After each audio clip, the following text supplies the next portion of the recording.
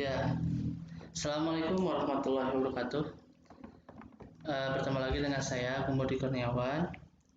Kali ini kita akan mencoba membahas tentang soal-soal asesmen ya. Ini soal pengganti UN katanya.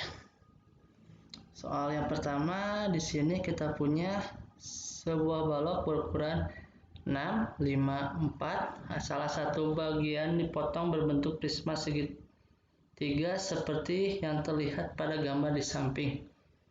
Berapakah volume bangun yang baru? Oke, kita berarti harus menghitung dulu volume balok. Volume balok itu sama dengan panjang kali lebar kali tinggi. Nah, seperti yang kita ketahui, panjang kali lebar itu karena bentuk alasnya itu adalah persegi panjang dikali tinggi. Jadi untuk volume itu ada rumus kesimpulannya, rumus kesimpulan atau rumus umumnya. Rumus umum untuk volume bidang datar itu adalah luas alas kali tinggi. Ini berlaku untuk semua volume kecuali yang berbentuk lingkaran kayak kerucut sama tabung ya. Kalau misalkan prisma, terus balok, kubus dan lain-lain, ini bisa menggunakan rumus ini, luas alas kali tinggi. Oke, kita lihat dulu volume balok itu adalah panjang kali lebar kali tinggi. Panjangnya kita punya 6, lebarnya kita punya 5, tingginya kita punya 4. Berarti 6 kali 5 30 kali 4 120. Inilah volume awal. Kita lihat katanya dipotong berbentuk prisma. Ke atas sisa 3, berarti dari 4 sisa 3, berarti di sini ada 1 ya. Kemudian yang di atasnya itu 3, asalnya 5, berarti sisa 2. Nah, hati-hati, kita akan menggunakan luas alas, jadi kita harus cari alas yang paling gampang. Alas paling gampang di sini adalah segitiga siku, yaitu 1 dan 2. Ingat, luas segitiga itu adalah setengah kali alas kali tinggi, itu tinggi segitiga ya. Berarti kita cari dulu luas alasnya, berarti sama dengan setengah kali alasnya, itu berarti kita ambil yang 1 ya, 1 kali 2 berarti sama dengan berarti sama dengan 1 ya. Nah, untuk mencari volumenya berarti kalikan aja volume prisma segitiga luas alas kali tinggi. Luas alasnya tadi berapa? 1, tingginya berarti yang 6, berarti sama dengan 6. Nah, untuk mengetahui volume yang baru, berarti volume yang baru berarti sama dengan volume balok dikurangi volume prisma segitiga. Volume balok itu 120 dikurangi volume prisma segitiga itu adalah 6, berarti hasilnya adalah 114. Ternyata soal asesmen itu gampang, tapi ketika kita tidak tahu dasarnya, wah, terlihat sulit. Dan ini masih gampang. Kita coba soal selanjutnya. Pada gambar diperlihatkan dua segitiga sama sisi luas daerah yang diarsir. Ini segitiga sama sisi. Berarti untuk mencari rumus luas itu kita bisa mencari tinggi atau mencari S ya. Kita cari S ya. Oke, segitiga besar. Luas segitiga besar. Oke, kita berarti cari dulu S segitiga besar. Berarti S itu adalah setengah dari keliling. Sisinya 4, karena segitiga sama sisi, berarti ini 4 ditambah 4 ditambah 4.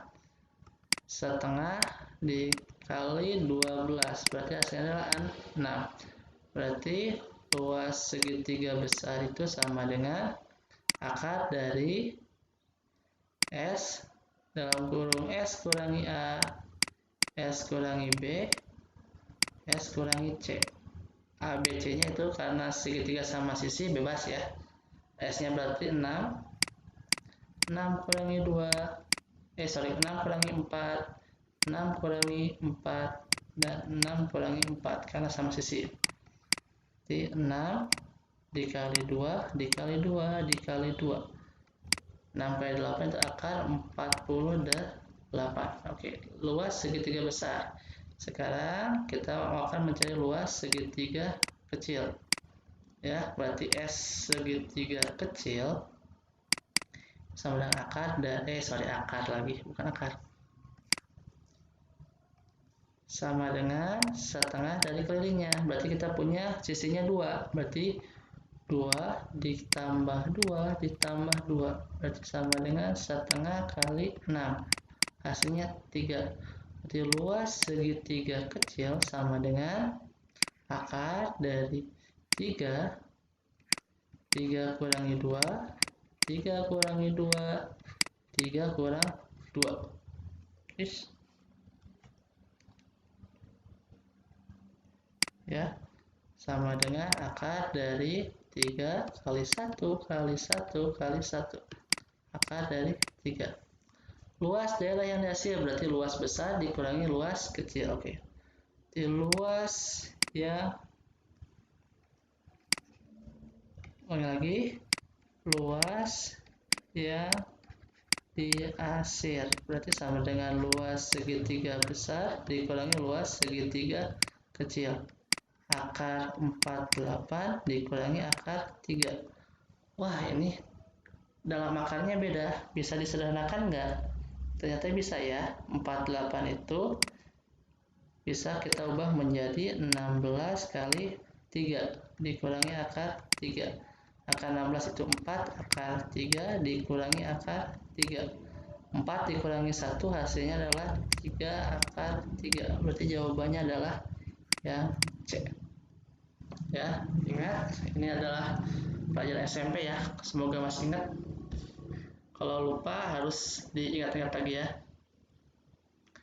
Kita lanjut soal selanjutnya. Sebuah balok memiliki panjang diagonal alas 2 akar 10 dan mempunyai perbandingan panjang, lebar, dan tinggi 3:1:2. Berapa cm kubik volume balok tersebut? Oke. Kita berarti buat dulu balok.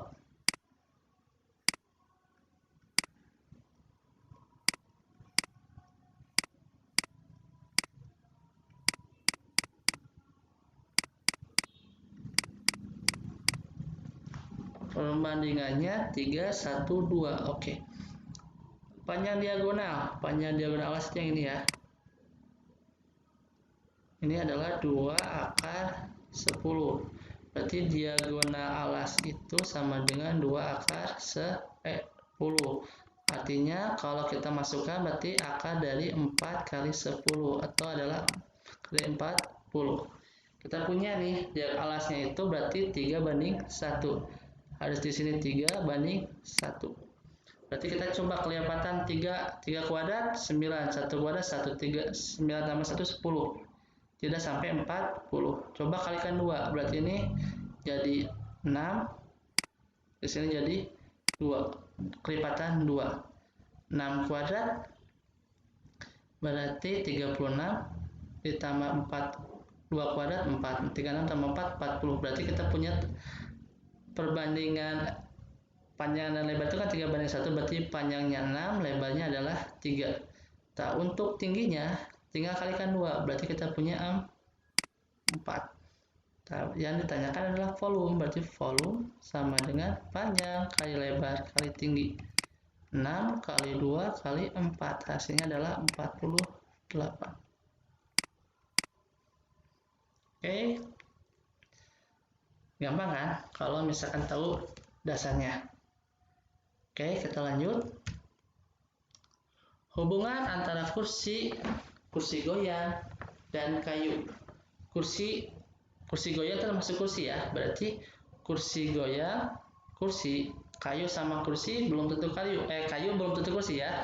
Berarti tidak ada hubungannya. Berarti saya jawabannya yang paling mendekati adalah yang B. Kenapa yang B? Sekali lagi, karena kursi goyang termasuk kursi, tapi kayu tidak ada hubungan apa-apa dengan kursi. Jadi kayu berdiri sendiri. Hubungan.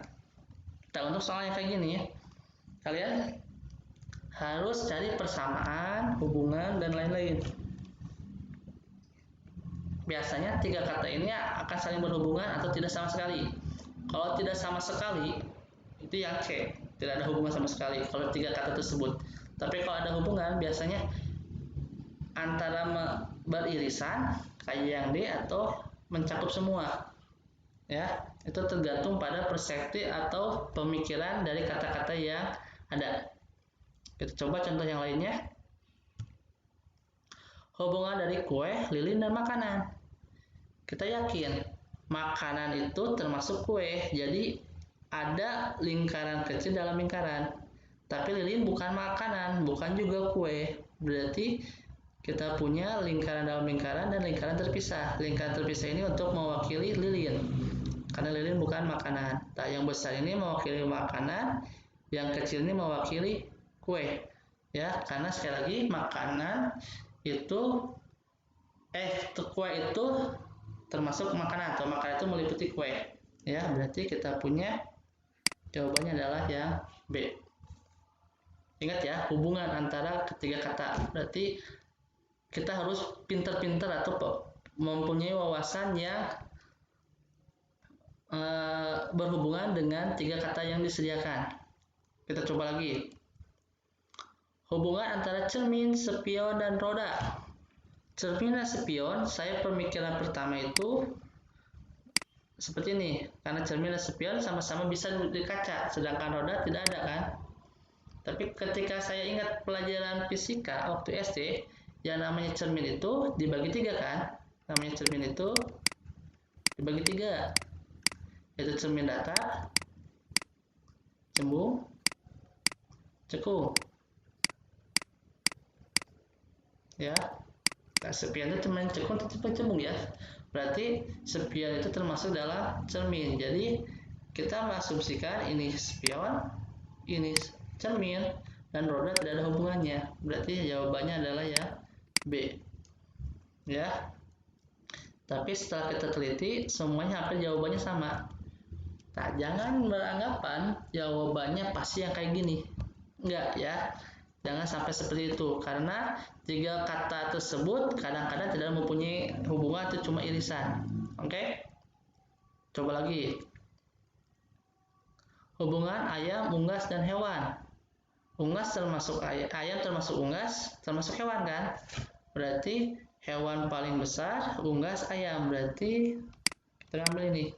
Yang kecil mewakili ayam, yang lingkaran sedang mewakili unggas, yang lingkaran besar mewakili hewan.